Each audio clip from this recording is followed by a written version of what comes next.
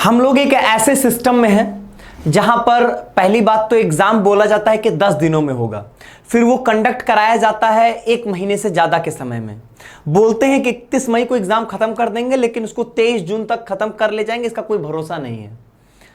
Exam में ये कैसे ले रहे हैं, बच्चों को क्या समस्याएं आ रही हैं, 2 बार एडमिट कार्ड दे रहे हैं, एडमिट कार्ड नहीं दे रहे हैं, लेकिन उससे कोई दिक्कत नहीं है, निश्चिंत हैं और बोल देते हैं कि एनटीए की तरफ से कोई गलती नहीं की जा रही है एडमिट कार्ड में।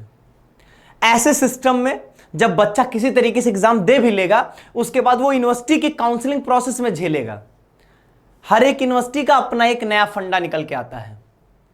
अभी मैं आपको इस वीडियो में बताने वाला हूं कि दिल्ली यूनिवर्सिटी किस तरीके से एनटीए की बात को रख रहा है, मान रहा है, लेकिन बीएचयू जो वो अपने ही धुन में है, नहीं मानेगा वो बात।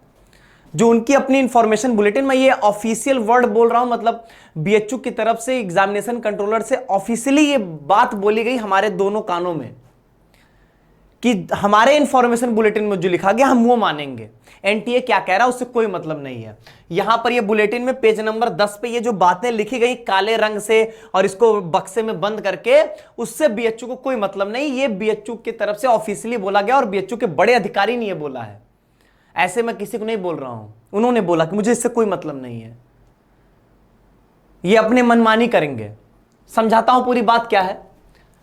सबसे पहली चीज अगर हम यहां पर देखेंगे, सबसे पहले सीयूईटी का बुलेटिन आता है। यह आपको ही पता होगा, पहले किसी यूनिवर्सिटी का बुलेटिन नहीं आता, सबसे पहले सीयूईटी एनटीए का बुलेटिन आता है। इस बुलेटिन में बहुत स्पष्ट तौर पे लिखा गया है कि आप किसी भी यूनिवर्सिटी, इंस्टीट्यूट या ऑर्गेनाइजेशन के काउंसलिंग एडमिशन प्रोसेस में पार्टिसिपेट कर सकते हैं, भले आप उसको सीयूईटी के एप्लीकेशन फॉर्म में नहीं ऐड किए होंगे। तब भी आपने अगर किसी यूनिवर्सिटी को सीयूईटी के एप्लीकेशन फॉर्म में ऐड नहीं किया, तब भी उसके काउंसलिंग प्रोसेस में पार्टिसिपेट कर सकते हैं। बहुत साफ साफ लिखा गया है। सीधी इस बात को मानना चाहिए सभी यूनिवर्सिटीज को। अब देखिए यहां पर अगर हम लोग दिल्ली यूनिवर्सिटी की बात करें तो दिल्ली यूनिवर्सिटी में अभी रिसेंट में एक वेबिनार किया गया, जिसमें यह बात बताई गई कि ऐसे स्टूडेंट्स जो दिल्ली यूनिवर्सिटी को सीयूईटी के एप्लीकेशन फॉर्म में सेलेक्ट नहीं किए थे, वो बहुत आराम से इसको भर सकते हैं, मतलब रजिस्ट्रेशन करवा सकते हैं, कोई दिक्कत नहीं है। देखिए यहां पे हनीत गांधी जो कि डीन एडमिशन है, उन्होंने स्टेटमेंट ये दिया है, आप इसको आराम से पढ़ सकते हैं। जो मैंने बताया वही बात इन्होंने यहां पे बोला है, ठीक बात भी थी, कोई दिक्कत नहीं है।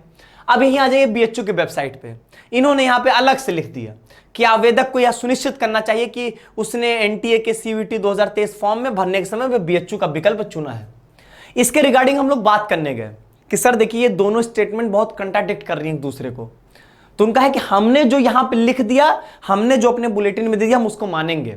मैंने उनको एक बात फिर से बोला, मैंने कहा कि सर आपने अपने इंफॉर्मेशन बुलेटिन में ये बातें नहीं लिखी थी, ये आपने जिस दिन रजिस्ट्रेशन प्रोसेस शुरू हुआ उसके 2 दिन बाद आपने ये लाइन ऐड की यहां पे। जब मैंने उनको ये चीज एहसास दिलाया तो उन्होंने उस प्रॉब्लम को नोट किया, लेकिन तब भी अपने जिद पे अड़े हुए थे। तो इस पे क्या वो कंक्लूजन देते हैं और क्या इसमें फैसला आएगा, वो तो बात की चीज है। लेकिन आप देख सकते हैं किस तरीके से यूनिवर्सिटीज जो है वो मनमानी करने पुतर आई हैं, और उस मनमानी को सिर्फ बच्चे झेलेंगे।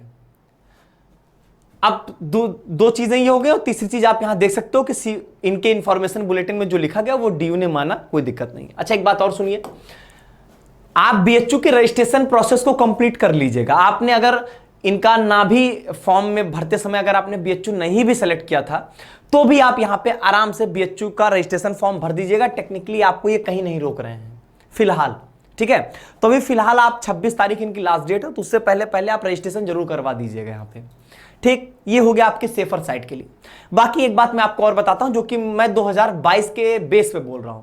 2022 में क्या होता कि जब रिजल्ट आया था ना, तो एक बार यूनिवर्सिटी ऐड करने का और ऑप्शन दिया गया था कि आप यूनिवर्सिटी ऐड करने का आपके पास एक आखिरी चांस है। रिजल्ट आने के पहले या बाद में मुझे एग्जैक्टली नहीं याद आ रहा, लेकिन उसके एक बार और एग्जाम होने के बाद एक चांस और मिला था जब आप यूनिवर्सिटीज को ऐड कर सकते थे। तो अगर वो सेम चीज इस बार भी हो गई तब तो कोई इशू ही नहीं होगा। मान लीजिए ये सब समस्याएं हैं, वो सारी समस्याएं ऑटोमेटिक दूर हो जाएंगी, क्योंकि आप यूनिवर्सिटी ऐड कर दोगे, तो कोई समस्या आएगी ही नहीं तब।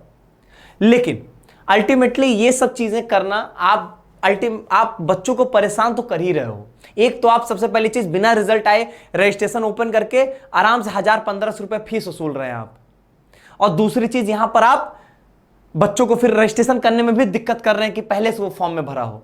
जब सीयूईटी ने अपने बुलेटिन में बोल दिया तो उसको आपको मानना ही चाहिए, लेकिन नहीं, तानाशाही दिखाते हैं लोग। तो खैर, आपको परेशान नहीं होना है। फिलहाल आप काम यही करोगे कि आप रजिस्ट्रेशन करवा लोगे यहाँ पे, ठीक है। ये मान के चल लो कि NTA most of the cases में ऐसा ही करती है। एक बार वो आपको फॉर्म एडिट करने का भी मौका दे देती है, वो एक बार जो है वो आपकी यूनिवर्सिटी ऐड करने का भी मौका देती है। तो इसके लिए बहुत परेशान नहीं होंगे। और इस चीज के लिए देखिए 2022 में हुआ था, मान के चलिए 2023 में भी हो जाएगा।